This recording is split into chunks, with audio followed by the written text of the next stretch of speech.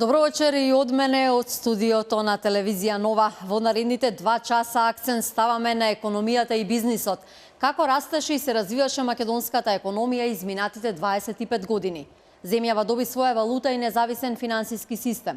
Значајни подеми и голем број на економски успеси и процеси, но и негативни економски реформи кои трајно останаа врежани во меморијата на македонскиот народ. Заедно сме со мојот колега Иле Петревски. Иле, што остави најголем печат на економски план во изминативе 25 години? Токму така, за една ваква економија каква што е македонската, доживеавме многу турбуленции во овие 25 години. Падови, но и искачување на скалата. Воведовме сопствена валута, но и сведоци сме на приватизацијата од која пропадна многу фабрики, многу капацитети заминаа во историјата, многу граѓани остана без своите работни места. Кога економијата испорачуваше раст, тоа беа и 5%, но доживеавме и раст на економијата од 6,1%. Дополнително, економијата беше потресена и од ембарга, од наплив на бегалци, природни катастрофи, домашни политички кризи. Овој четврт век на економски план го сублимираше мојата колешка Љупка Камчева. Да го погледнеме прилогот. 25 години македонска независност, 25 години независна и самостојна Република Македонија. Собствени институции, собствена валута и собствен државен економски и финансиски систем. Ден за славење, но и ден подсетник на настани и појави кои се случија во изминатите 25 години, кои оставија белег на едно блиско минато на нашата држава. Од економски аспект, изминатите 25 години независност и одбележаа многу падови, но и значајни подеми. Голем број на економски успеси и процеси, но и негативни економски реформи, кои трајно останаа врежани во меморијата на македонскиот народ. Токму таква беше трансформацијата на капиталот, односно приватизацијата, која за секој граѓанин на Македонија е и останува негативна асоциација, темна страна на развојот на македонската економија и држава. Негативен пример за реформирање на капиталот, негација на собственичките права, конкуренцијата и корпоративното управување, уривање и на така кревката македонска економија и, за жал, болна реалност на стотици илјади македонски семејства. Процесот на приватизација во Република Македонија започна во 1989 година во тогашната СФРЈ, со така наречените закони на Анте Марковиќ, со кои се создаде најнапред така наречено интерно акционерство, кога со големи дисконти вработените акционери станаа собственици во најголем дел во своите предпријатија.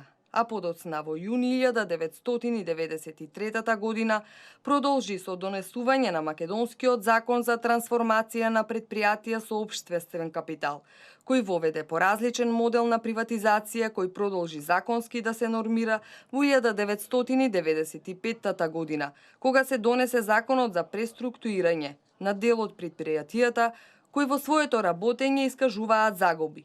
И во 1996 година, со Законот за трансформација на предпријатијата и за другите со општествен капитал, кои стопанисуваат со земјоделско земјиште и Законот за приватизација на државниот капитал во предпријатијата, со чиј член 14 се предвидува попусти за продажба на државниот капитал. Овие закони, наместо да предвидат долгорочен и транспарентен модел на приватизација, во кој ќе се почитуваат собственичките права на вработените, меѓународните практики на приватизација, начелото на конкурентност, создадоа процес на буквално разграбување на општествениот имот и неправедно и сомнително приватизирање на фабриките и комбинатите, кои вработуваа стотици илјади граѓани.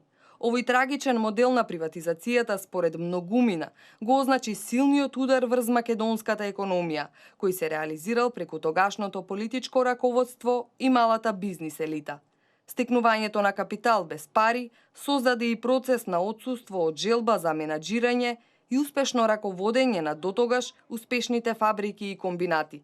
Сето тоа резултираше со затварање на компании и оставање на стотици илјади работници без работа.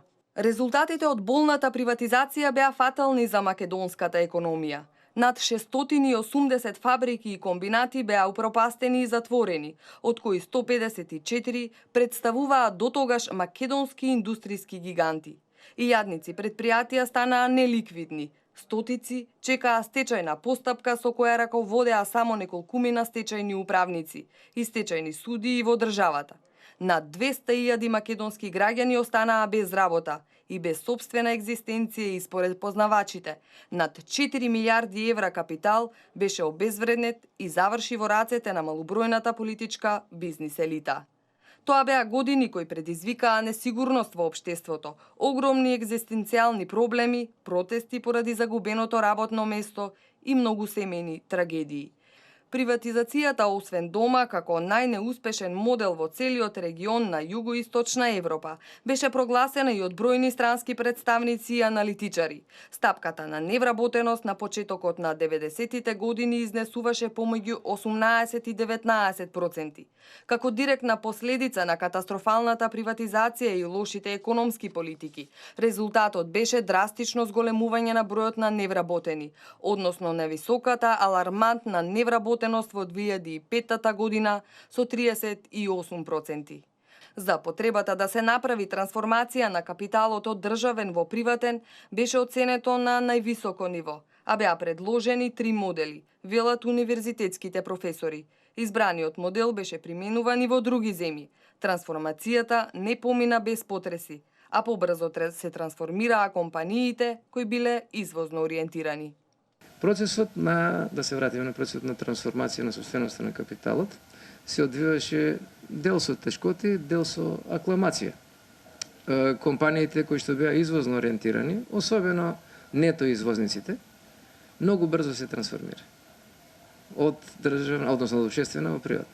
Компаниите од услужната дејност базирани, ева да кажеме, хотелиерство, терциарните дејности, банките, потоа областите врзани за транспорт, шпедиција, да не набројувам, да не замарам, има позитивни трендови и позитивни активности врзани за брзото трансформирање.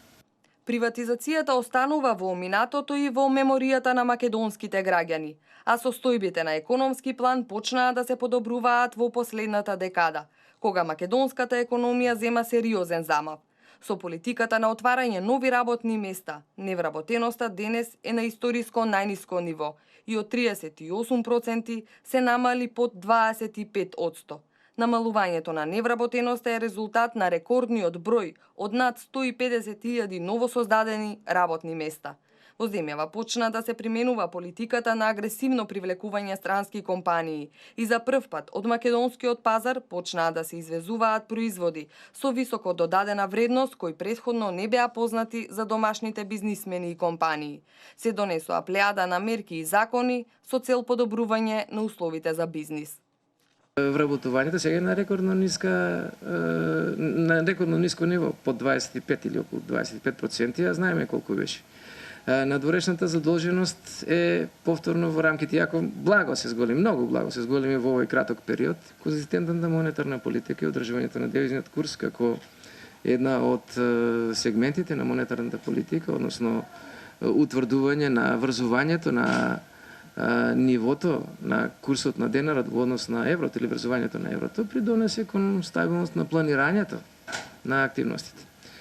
Македонија успеа во турбулентното обкружување и неповолните надворешни влијанија да ги одржи и монетарната стабилност и стабилност на девизниот курс во однос на еврото. Во изминатиот период фискалната и монетарната политика беа добро координирани. Со одржувањето на стабилниот девизен курс се заштити и стандардот на граѓаните и се обезбеди сигурност во работењето на фирмите. За во иднина, заеднички се очекувањата и на бизнис секторот и на граѓаните, дека годините пред нас ќе бидат години во кои државата ќе одбележува позитивни економски резултати, на тамошно намалување на невработеноста, раст и развој на економијата и подобрување на животниот стандард на граѓаните. Љупка Камчева не подсети како одеше економијата, незиниот раст, процесот на транзиција, на приватизација, но и спроведувањето на економските реформи. А во наредните неколку минути ќе направиме графички приказ како се движеше економијата, како растеше бруто домашниот производ. Во првите години од осамостојувањето, од 91 до 95 година, бруто домашниот производ бележеше пат. Најголемиот пат на македонската економија е забележан во 1993 година, кога поради трговското ембарго покренато од страна на Грција изнесуваше рекордни, негативни 7,5%. Во 1996 година за прв пат стапката на раст на БДП покажа пораст од 1,2%. Трендот на пораст на бруто домашниот производ се задржа се до 2000 година, кога е забележана стапка на раст од 4,5%. Но неизвестната 2001 година е забележан пат на економијата од минус 4,5%, додека од 2002 година повторно се забележува пораст во економијата се до 2008 година. Според податоците и графичкиот приказ кој во моментов го гледате на телевизија Нова, најпоразителна економска година 1993-та, кога стапката на бруто домашниот производ изнесувала минус 7,5%. Потоа кризната 2001, како што и претходно реков, минус 4,5%. Најдобри економски години со највисок раст на економијата се 2008, кога бруто домашниот производ изнесувал 5% и 2007, кога економијата пораснала за фантастични 6,1%. Имавме можност низ графичкиот приказ да видиме статистички како растела економијата и кои се најуспешни економски години. Иле Петревски е со мене во студиото, иле бројни предизвици се исправени пред македонската и светската економија. А што велат економистите конкретно кога го анализираат периодот на економско осамостојување од денешна временска дистанца? Да, Билјана, дел од експертите со кои што контактиравме велат дека во овие 25 години самостојност македонската економија се соочуваше со многу предизвици. Периодот на приватизацијата, кој што стави катанец на многу фабрики и остави илјадници граѓани без своите работни места. Но откако што одминуваа годините, така се намалуваше и стапката на невработеност, а земјава стана и популарна дестинација за странските инвеститори. Ова се дел од победите, но и од поразите на економски план кои што ги издвои професорот Томе Неновски. Да погледнеме неговата изјава. Одлучивме, велам и јас во множина, затоа што бев учесник во тој процес тогаш кога монетарно се осамостојуваше Република Македонија, да поведеме постапка за брзо печатање на сопствена валута, на сопствени пари.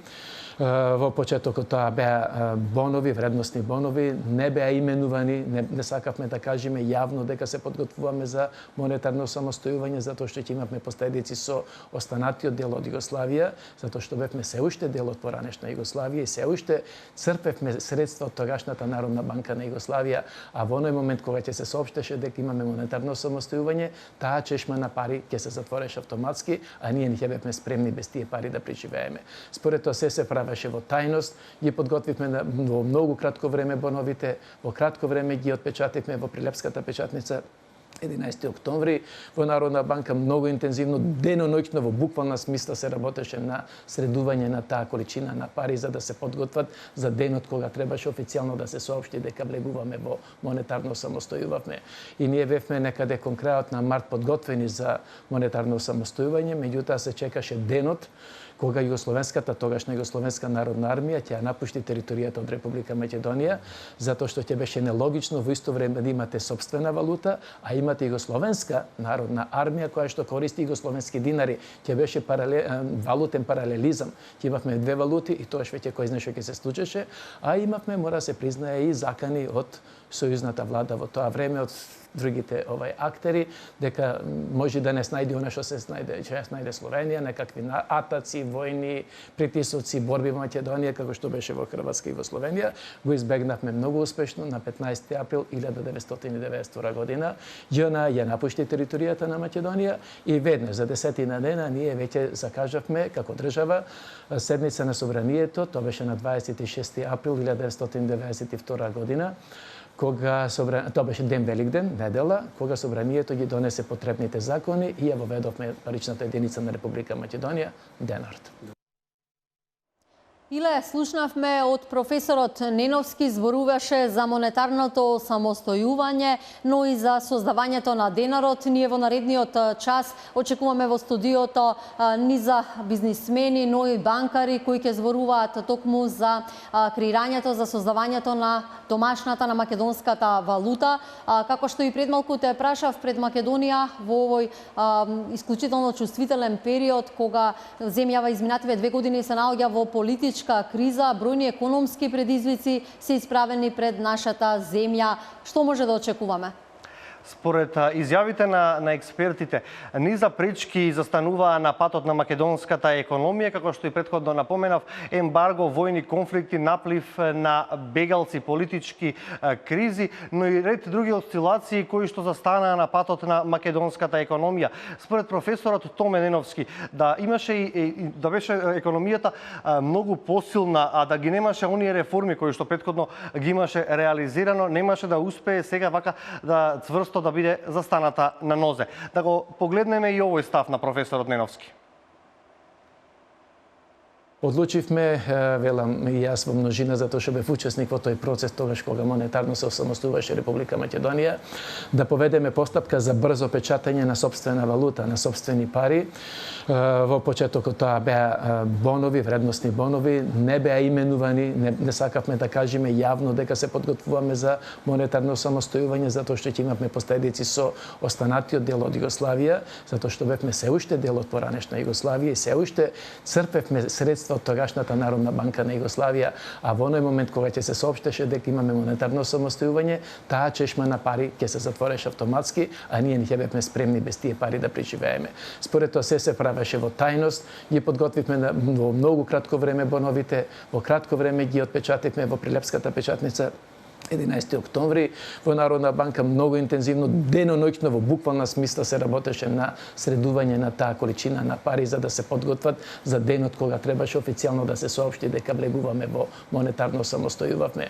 И ние бевме некаде кон крајот на март подготвени за монетарно самостојување, меѓутоа се чекаше денот кога тогашна Југословенска народна армија ќе ја напушти територијата од Република Македонија, затоа што ќе беше нелогично во исто време да имате сопствена валута, а имате Југословенска народна армија која што користи југословенски динари. Ќе беше валутен паралелизам. Ќе имавме две валути и тоа веќе кој знае што ќе се случеше, а имавме, мора се признае, и закани од сојузната влада во тоа време, од другите актери, дека може да не снајде она што се снајде Словенија, некакви атаци, војни, притисоци, борби во Македонија, како што беше во Хрватска и во Словенија. Го избегнавме многу успешно на 15 април 1992 година. ЈНА ја напушти територијата на Македонија и веднаш за 10 дена ние веќе закажавме како држава седница на собранието, тоа беше на 26 април 1992 година. Тоа беше ден Великден, недела, кога собранието ги донесе потребните закони и ја воведовме паричната единица на Република Македонија, денарот. Почнавме со распадот на Југославија, кога се изгубија тогашните пазари, нели, на кои што се пласира македонските производи, па после тоа дојдоа некои воени настани во Босна, Хрватска, па малци Словенија, кои исто така не попречи како економија да действуваме и да ги транспортираме нашите стоки на север. Па непосредно после тоа, како резултат на действувањето на Србија во воените жаришта во Босна, дојдоа санкциите до Обединетите нации и ни се затвори северната граница и не можевме да транспортираме стоки преку Србија. За веднаш после тоа да дојде грчкото ембарго заради проблемот со името кој настана, така да јужната граница ни беше затворена и македонската економија беше ставена во еден вид сендвич, на север една граница, на југ друга граница, на запад Република Албанија која тоа беше многу неразвиена, особено инфраструктурно, кога зборувам за патиштата, мислам, и единствен излез кон светот ни беше Бугарија, меѓутоа тоа ги зголемуваше транспортните трошоци. Па следеше после неколку години во 99 година Косовската криза и 360.000 и преку 360.000 бегалци у Македонија кои истоштуваа македонската економија. 2 години подоцна дојде воените настани, некакви војна не се случуваше на подрачјето на Македонија. Исто беше силен шок за економијата. Како сето тоа да беше недоволно, после 5-6 години кога веќе почнавме да заживуваме, дојде светската економска криза со сета силина која што действуваше низ светот, па и во Македонија. Врзано со тоа и финансиската криза која што е врзана со Грција како еден од нашите најглавни партнери. Па еве во последниве 2 години дојде политичката криза, па некој настани од типот на поплавите кои што ни се случува последователно и последната пред еден месец. Значи многу шокови, 9 до 10 шокови за 25 години. Верувајте, во историјата на човештвото не е забележан случај една економија да биде за толку кус период изложена на толкав голем број на шокови како што е македонската економија.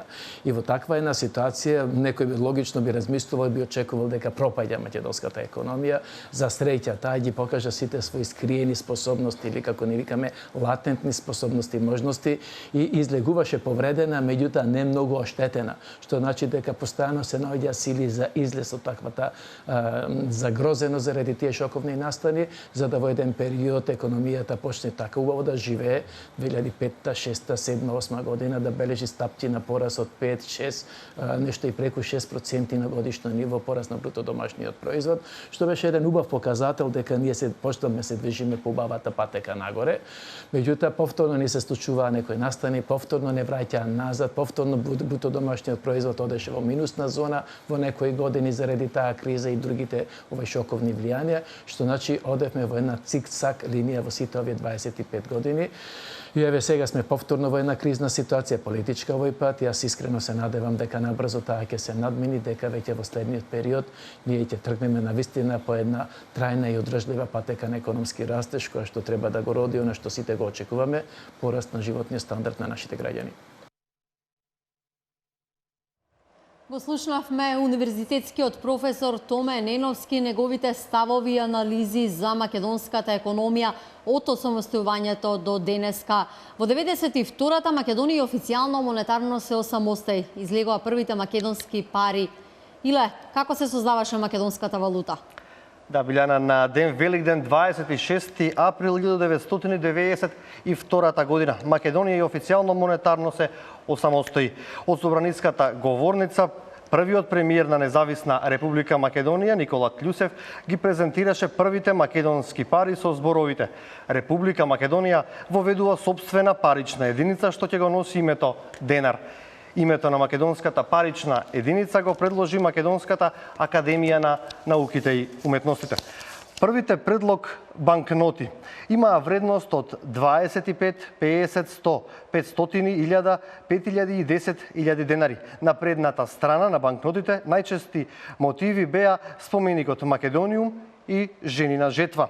Оние кои што се сеќаваат, 25 денарката беше во црвена боја, 50 денарката кафеава, 100-ката темно сина.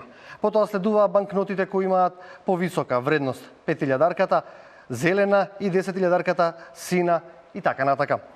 Првата официјална серија е испечатена во 1993 година, кога се издадени банкноти од 10 денари, сина боја со мотиви од крушево, потоа 20 денари во кафеаво темно црвена боја со даут паши на мамот на предната страна и саат кулата на задната страна од банкнотата. Следуваа 50 денарката во црвена боја со зградата на Народната банка од предната и црквата Свети Пантелеимон на задната страна. Остануваат банкнотите од 100 и 500 денари со мотиви од Охрид. Серијата од 96-та година се уште е во промет со комплетно изменети мотиви од предната и задната страна од оние кои што претходно ги видовме. А дел од нив, како 500-ката и 1000-дарката, добија дополнителна надградба од првичната верзија. Тука се и монетите од 1, 2 и 5 денари кои беа издадени 93-та година. Со нив монетата и 50 дени или половина денар која повеќе не е во промет. Во 2008 година се издадени и монетите од 10 и 50 денари. Исто така Народната банка издава и монети за колекционерски цели со мотиви од повеќе хороскопски знаци или пак јубилејни монети со ликови од земја во кои оставиле длабок белег во македонската историја. Slobodna, suverena i samostoјна Македонија.